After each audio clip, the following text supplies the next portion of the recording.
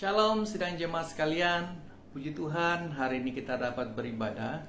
Sekali lagi semuanya karena pertolongan dan pimpinan Tuhan untuk hidup kita semua. Kristus sudah bangkit. Benar, dia sudah bangkit. Itulah sebabnya mengapa kita beribadah pada hari Minggu, karena mau merayakan dia yang sudah bangkit, mengalahkan kuasa dosa, mengalahkan iblis, bahkan mengalahkan kuasa maut.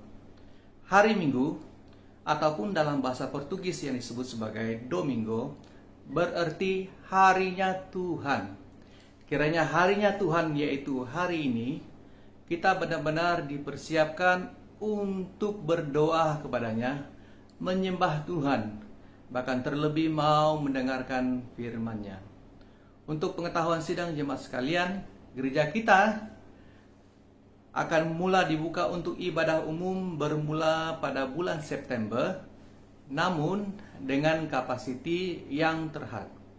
Informasi selanjutnya akan diberitahukan kepada jemaat kelak. Ayo, mari kita mulakan ibadah kita pada hari ini.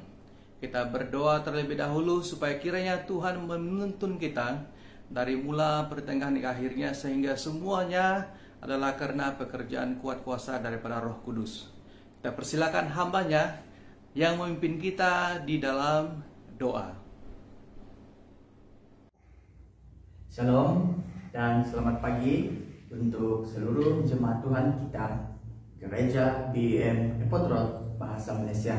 Shalom dan selamat pagi untuk kita semua, jemaat Tuhan, dimanapun kita berada pada pagi hari ini. Kita sangat bersyukur dan berterima kasih karena Allah itu sungguh baik bagi setiap pribadi kita.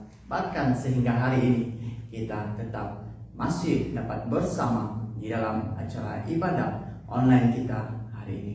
Dan kita bersyukur karena Tuhan juga tetap mempersatukan kita.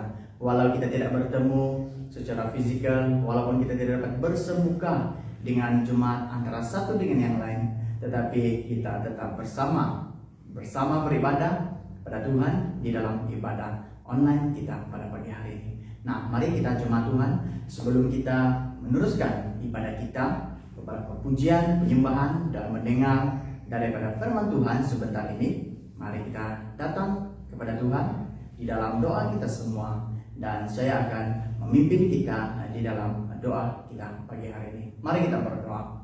Tuhan Allah Bapa kami yang ada di dalam kerajaan surga, dikuduskanlah nama-Mu Tuhan, datanglah kerajaan-Mu, jadilah kehendak-Mu di bumi seperti di surga. Berikanlah kami pada hari ini makanan kami yang secukupnya. Ampunilah dosa dan pelanggaran dosa dan kesalahan kami, seperti mana juga kami harus memaafkan orang-orang yang bersalah kepada kami. Dan janganlah membawa kami Tuhan ke dalam pencobaan, tetapi lepaskanlah kami daripada yang jahat. Karena Engkaulah yang mempunyai kerajaan dan kuasa dan kemuliaan sampai selama-lamanya. Tuhan, saat pada pagi hari ini kami bersama mengangkatkan doa kami kepadamu. Kami menyerahkan ruangan ibadah kami di saat pada siang hari ini Tuhan. Kami mengucap syukur karena Tuhan telah menyertai kami dari awal hari Minggu kami Tuhan pada hari Senin, dan sehinggalah pada hari kemarin, hari Sabtu dan hari ini Tuhan adalah hari kami dikhususkan untuk memuji, menyembah dan mendengar daripada firman Tuhan. Dan Tuhan, kami berdoa saat pada pagi hari ini kami berdoa bersama Tuhan. Kami menyerahkan dari awal pertengahan sudah selesai ibadah kami saat pada pagi hari ini, hamba-hamba Tuhan ataupun anak-anak Tuhan yang mengambil bahagian dalam memimpin pujian dan penyembahan, yang penyanyi latar, yang bermain alat musik, dan juga seterusnya yang membawa kami daripada pembelajaran firman Tuhan. Kami menyerahkan setiap pribadi mereka ke dalam tangan-Mu, agar Tuhan mengurapi mereka dengan Roh Kudus Tuhan. Tuhan yang bekerja di tengah-tengah jemaat Tuhan pada saat pagi hari ini. Kami berdoa Tuhan agar firman ini menjadi berkat bagi setiap pribadi kami dan setiap anak-anak Tuhan dimanapun kami berada pada pagi hari ini Tuhan, yang mungkin berada di sekitar Miri ini Tuhan, bahkan juga di luar jangkauan daripada kawasan kami Miri pada saat hari ini. Di kawasan Miri Tuhan, kami serahkan ke dalam tangan-Mu. Dimanapun kami berada, yang berada di rumah, yang dalam keadaan kelemahan tubuh, kami serahkan setiap pribadi kami. Bahkan rohani kami senantiasa disegarkan, diperbaharui setiap hari dan setiap waktu oleh karena kasih Tuhan di dalam hidup kami bagi setiap anak-anak Tuhan. yang percaya. Dan bahkan juga anak-anak Tuhan, kami bawa mereka ke dalam tangan-Mu. Siapapun pribadi kami Tuhan, kami serahkan. Tuhan, inilah doa dan ucapan syukur kami serahkan dengan nama Allah Bapa, Anak dan Roh Kudus. Kami sudah berdoa dan mengucap syukur. Kita semua percaya, katakan amin. Mari semua jemaat Tuhan di mana saja Anda berada, kita bersorak-sorai bagi Dia, kita puji namanya, kita muliakan namanya, haleluya.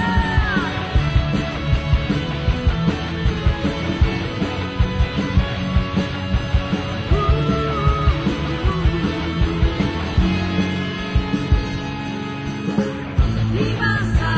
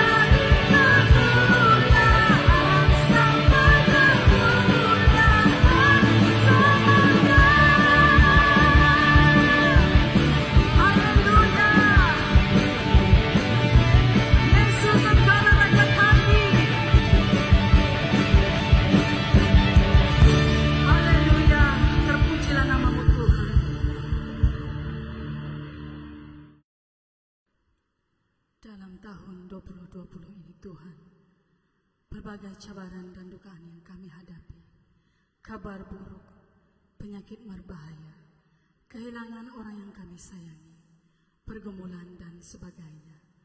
Namun kami tetap percaya Tuhan, Engkau memanggil kami melalui semua kejadian ini, agar kami kembali bersujud di altar-Mu, agar kami dipulihkan, disembuhkan, dan memperoleh damai sejahtera dalam Kristus.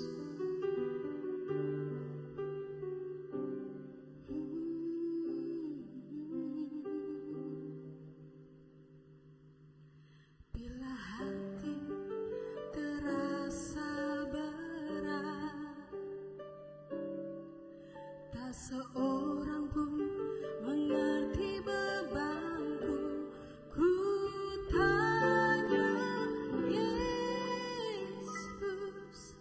apa yang harus ku buat? Dia berfirman, mari datanglah. Dia selalu pedulikan aku. Ku datang Yesus, Dia beriku segala bebanku. Sujud di altarnya, ku bawa hidupku. Ku terima anugerahnya, Dia ampuniku dan bebaskanku. Dia ubah hidupku baru hariku. Sesuatu terjadi seakan-akan di altarnya. Haleluya Tuhan. Terima kasih Yesus. Dia berfirman, mari datanglah. Dia selalu pedulikan aku. Ku datang Yesus, Dia pikul segala bebanku. Sujud di altarnya,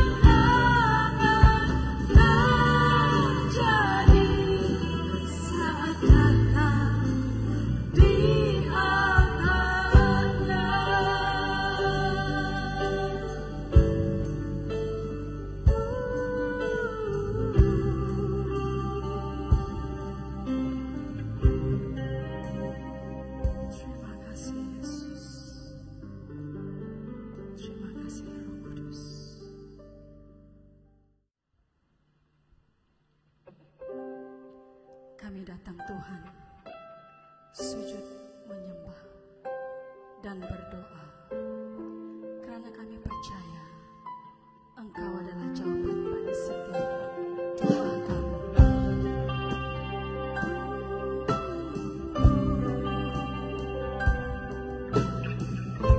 Engkaulah jawaban kami.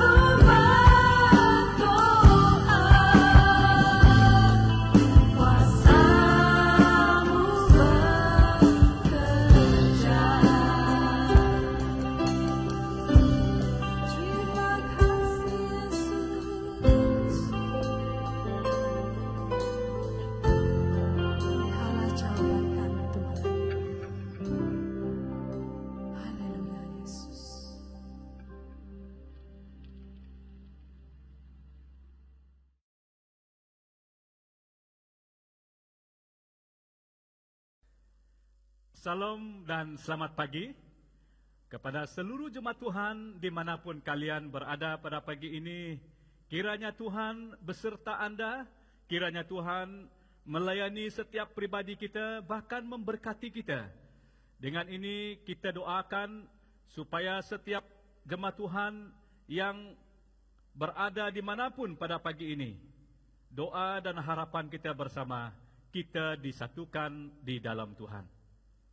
Sebelum kita memulakan acara kita ataupun membaca ataupun belajar pada firman Tuhan, ada baiknya kita datang kepada Tuhan di dalam doa. Mari kita berdoa. Bapa kami yang ada di dalam kerajaan surga, Bapa yang kami muliakan di dalam nama Tuhan kami Yesus Kristus, kami sangat bersyukur pada pagi hari ini karena Tuhan telah memberikan kami kesempatan untuk bersama-sama, untuk mendengar, untuk belajar, untuk menyelidiki akan kebenaran firman-Mu. Dengan kesempatan ini Tuhan, kami mohon urapan khusus, supaya Engkau mengurapi setiap pribadi kami, bahkan hamba-Mu yang akan menyampaikan kebenaran firman-Mu.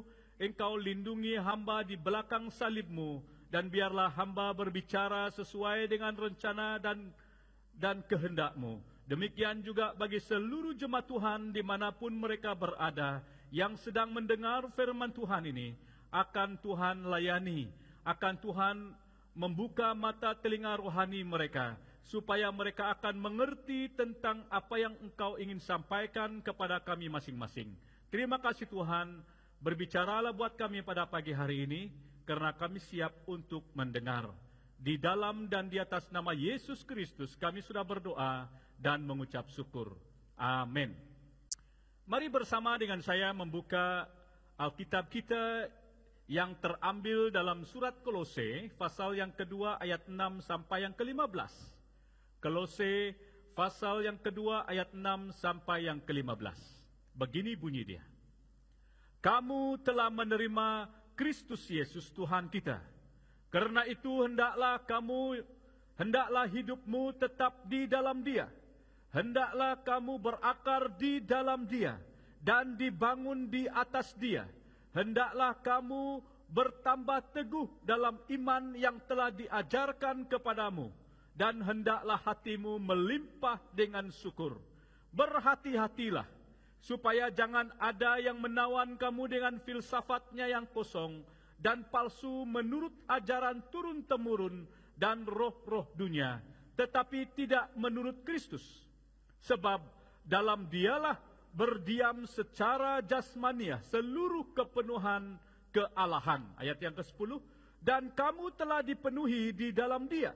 Dialah kepala semua pemerintah dan penguasa.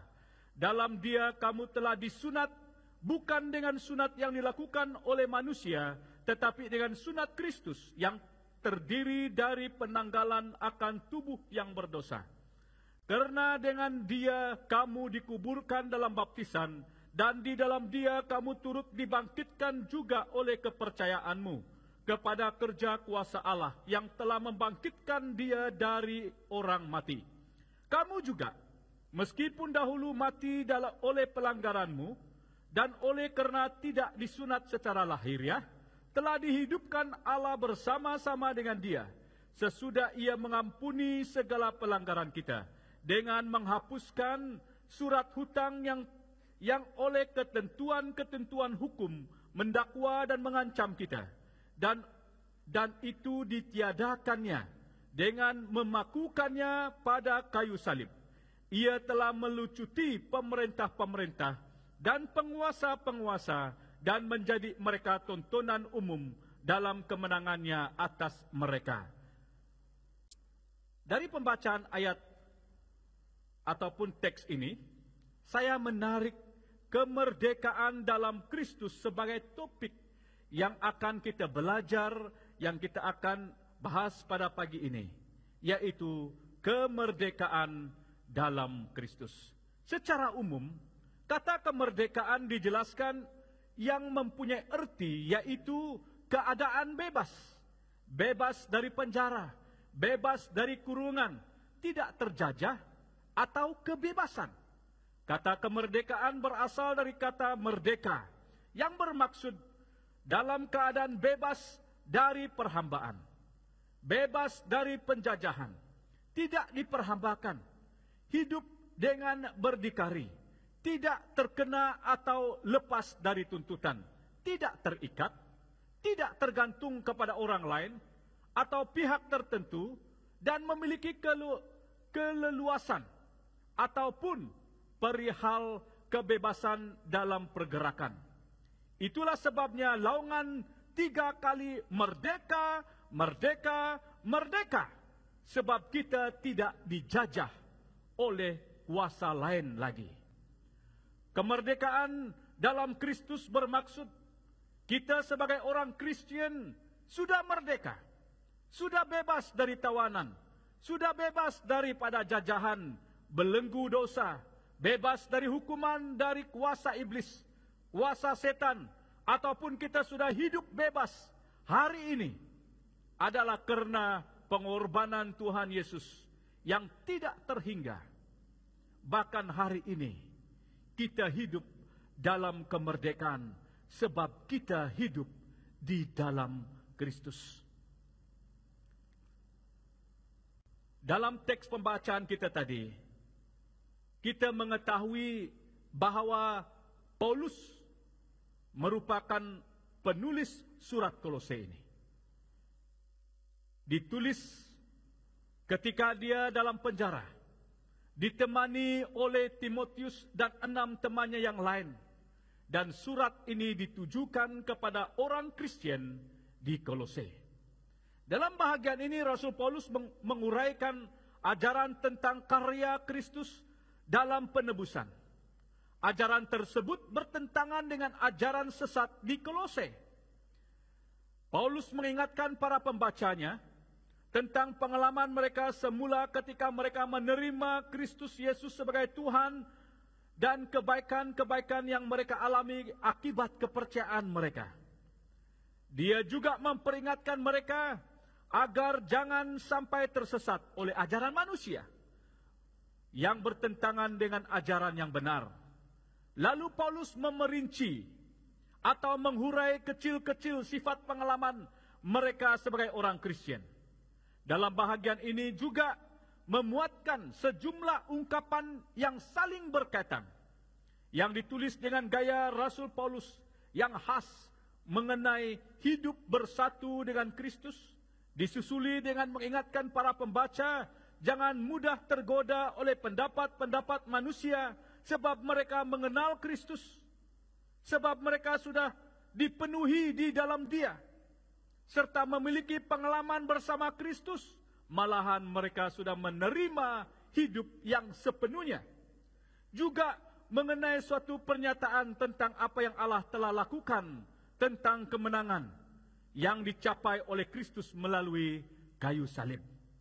Saudaraku, kemerdekaan dalam Kristus dapat dikekalkan di dalam hidup saya dan Anda sebagai orang yang sudah menerima Tuhan sebagai Tuhan dan Juru Selamat kita.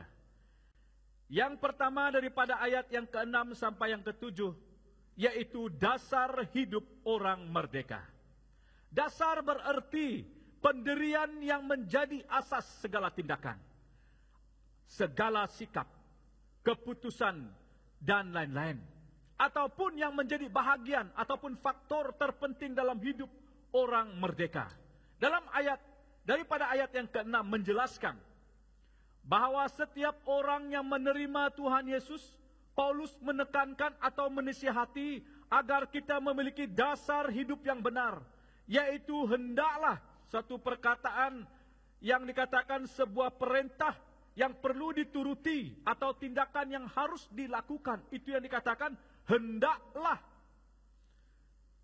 yaitu hidup tetap di dalam Tuhan, atau dalam terjemahan lain hidup bersatu dengan Dia. Bermaksud kita sebagai orang percaya Tuhan, kita perlu berjalan, kita perlu bertindak, bertingkah laku, dan membawa diri harus di dalam Kristus, sehingga kita menikmati kekayaannya. Sama seperti bangsa Israel yang pernah hidup di tanah permai, menikmati semua hasilnya yang berkelimpahan.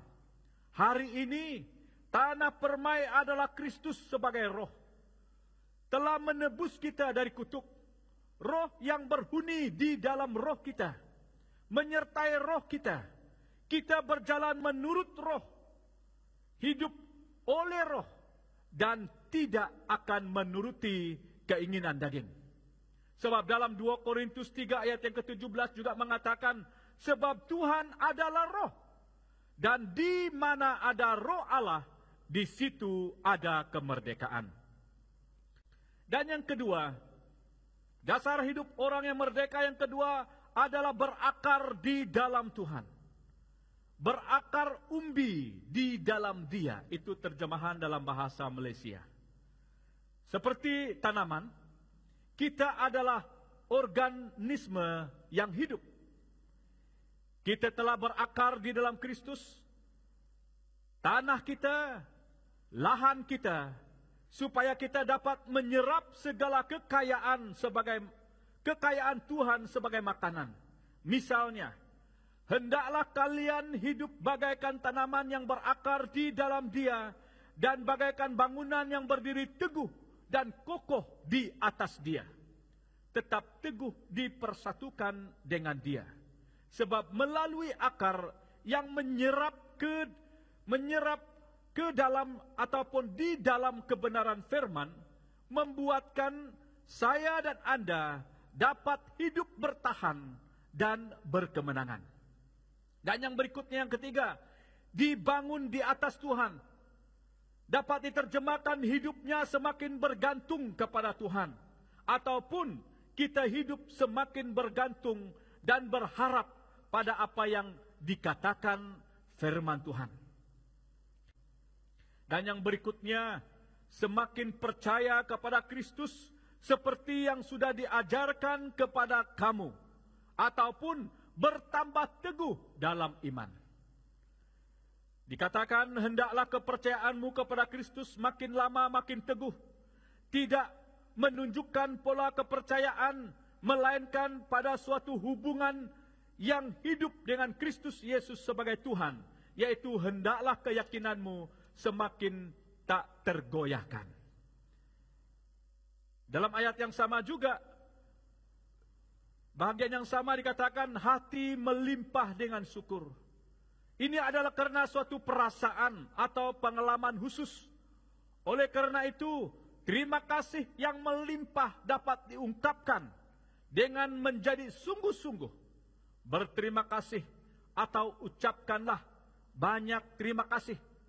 Nyatakanlah bahwa kalian sangat berterima kasih dengan luapan hati yang meluap dengan ucapan yang tak terhingga, yaitu terima kasih. Saudaraku, hidup yang bersatu dengan Kristus akan memiliki pertumbuhan rohani yang sehat dan menjadi matang. Sebab kita telah berdiri di atas dasar yang benar, di mana kita menyerapkan makanan yang sehat dan berkhasiat. Sebab kita berakar di atas kebenaran firman. Sehingga iman kita bertambah teguh dan kuat. Karena penyerapan hidup yang sepenuhnya bagi Tuhan. Dan juga telah meletakkan Kristus sebagai dasar hidup kita. Sehingga menjadikan Kristus sebagai yang terutama, terpenting, dan yang pertama dalam hidup kita. Sehingga hati kita meluap dan melimpah-limpah dengan ucapan syukur. Haleluya. Dan seterusnya dalam ayat yang ke-8 hingga yang ke-11 adalah perjalanan hidup orang merdeka. Sebentar tadi kita belajar tentang dasar hidup orang merdeka. Dan yang kedua, perjalanan hidup orang merdeka. Ataupun kelangsungan hidup. Atau kejadian dalam menjalani hidup.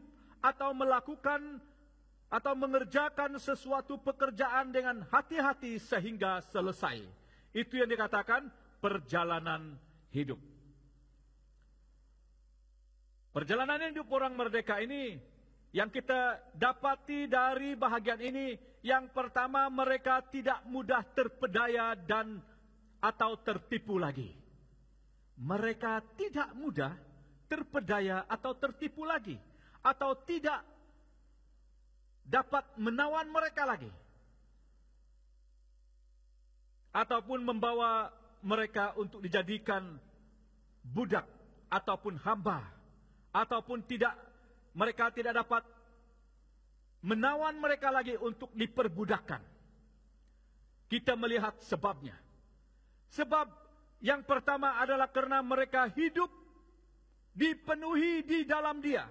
Dikatakan sebab hidup orang Kristen di Kolose dipenuhi di dalam Dia oleh Allah dan dibebaskan dari kuasa kegelapan dan telah dipindahkan ke dalam kerajaan Allah dan bersatu dengan Kristus.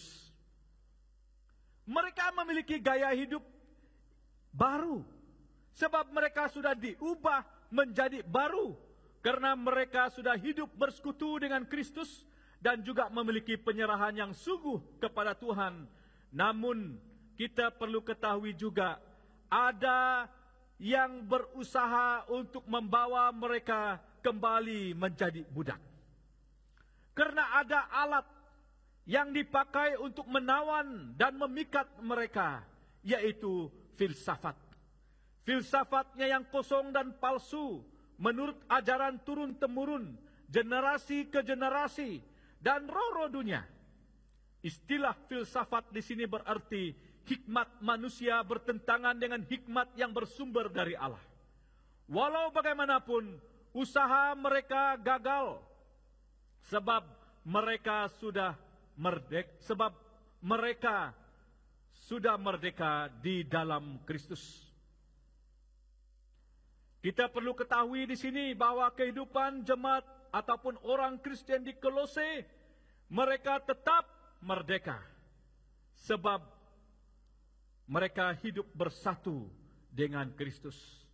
Kristus adalah prinsip pengendali dari segala hikmat dan pengetahuan yang sejati, realitas dari segala pengajaran yang sejati, dan satu-satunya ukuran dari segala konsep yang diperkenankan Allah.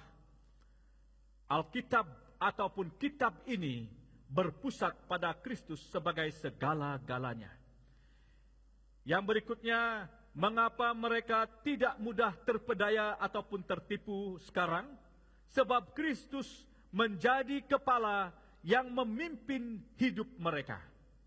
Konteks dari bahagian ini memperlihatkan dengan jelas bahwa para penguasa dan pemerintah ini bersifat rohani, bukan duniawi.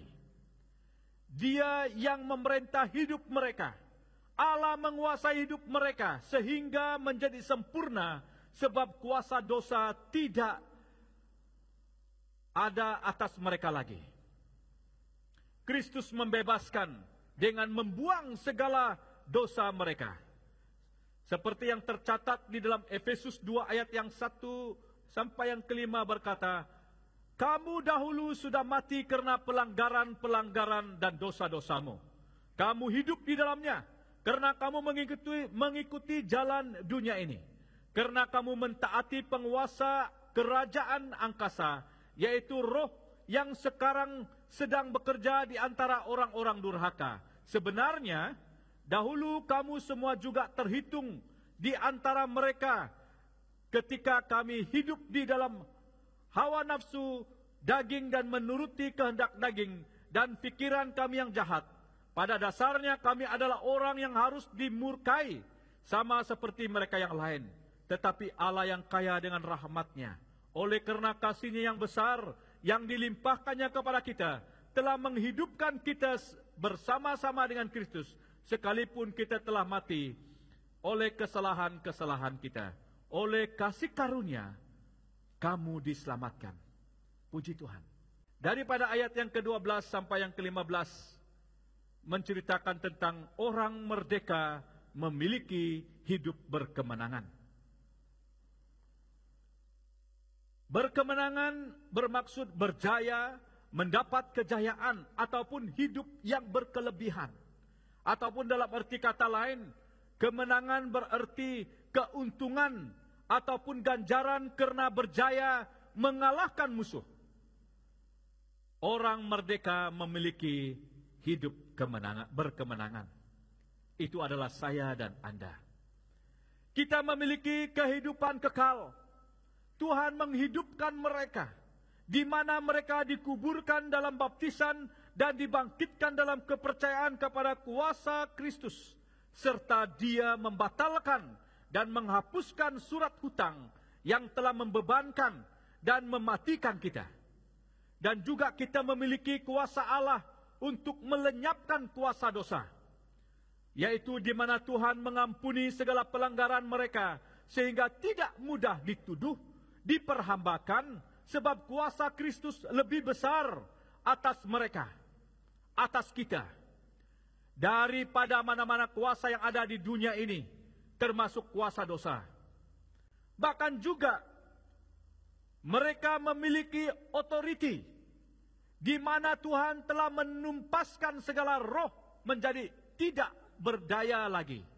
Demikian juga kita diberi otoriti oleh Tuhan atas roh-roh jahat. Mereka akan menjadi tontonan umum pada waktu Kristus, mengiringi mereka sebagai tawanan dalam kemenangan Tuhan. Saudaraku yang Tuhan sungguh kasihi, pada kayu salib, Kristus telah mengalahkan semua roh-roh jahat yang memerintah dan berkuasa. Dan Kristus seolah-olah membawa roh-roh itu ke dalam keadaan terikat dan membuatnya berjalan di belakangnya, agar orang-orang di dunia tahu bahwa Ia telah mengalahkan penguasa-penguasa itu. Janganlah kita membiarkan kemenangan ini digagalkan oleh orang yang berpura-pura merendahkan diri dan beribadah kepada malaikat, serta berkanjang pada penglihatan-penglihatan dan tanpa alasan membesar-besarkan diri oleh pikirannya yang duniawi, sedangkan ia tidak berpegang teguh kepada Kristus sebagai kepala, dari mana seluruh tubuh yang ditunjang dan diikat menjadi satu oleh urat-urat dan sendi-sendi menerima pertumbuhan ilahinya.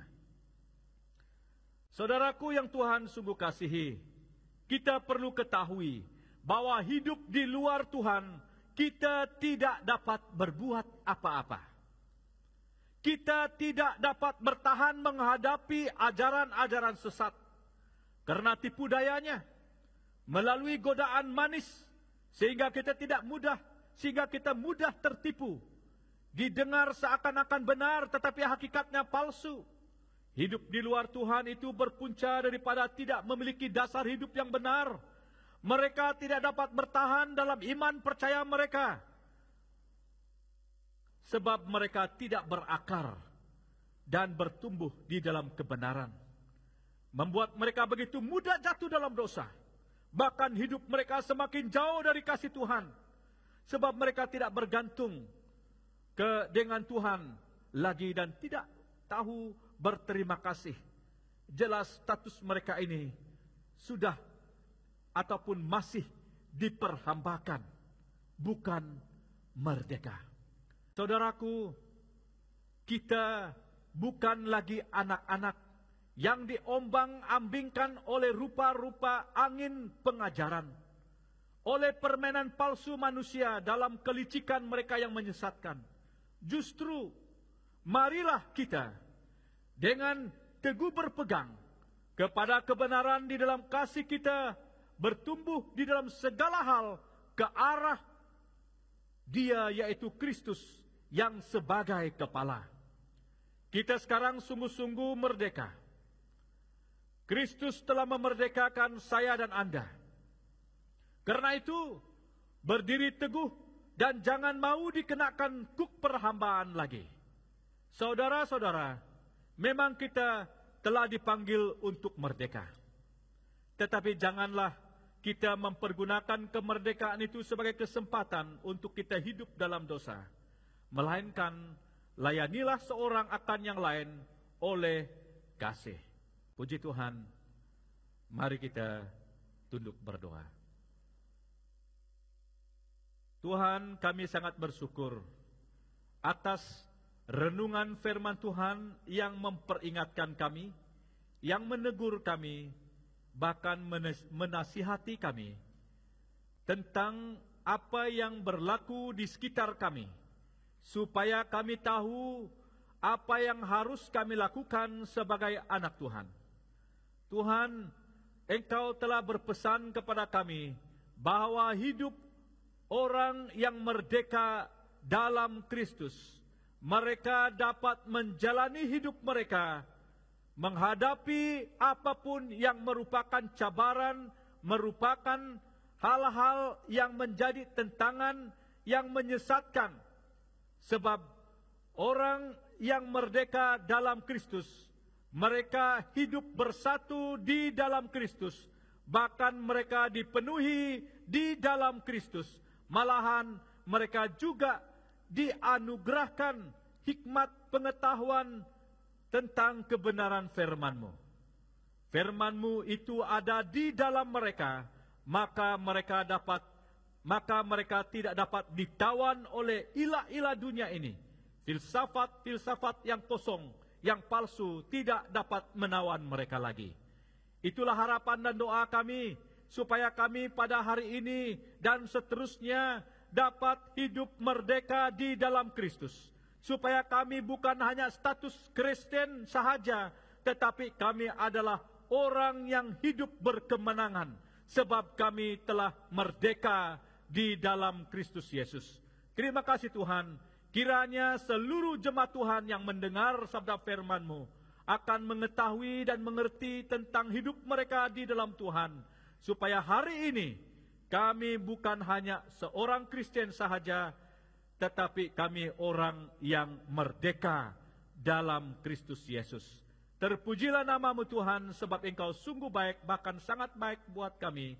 Dan biarlah firman-Mu mengambil tempat di dalam hati kami masing-masing, dan biar ianya dapat bertumbuh dan menghasilkan buah. Dan biarlah seluruh jemaat Tuhan yang mendengar firman Tuhan ini akan menjadi berkat.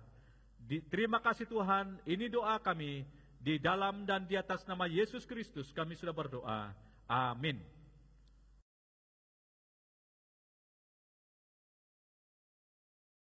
Hai semua jemaat Tuhan yang Tuhan sungguh kasihi.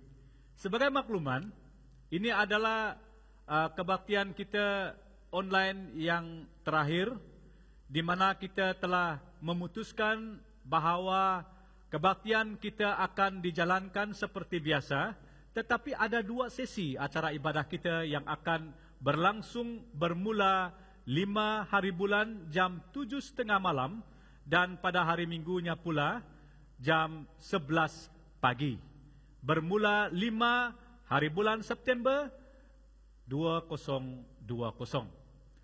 Telah dipersetujui bahwa seluruh jemaat Tuhan boleh mendaftarkan nama Anda secara online untuk 100 orang, dan demikian juga ibadah yang kedua. Kita akan mendaftar secara online, dan dia akan dijalankan oleh beberapa tim yang telah dilantik untuk menunaikan tugas ini. Dengan ini kita akan diwartakan melalui WhatsApp dalam waktu terdekat ini. Terima kasih.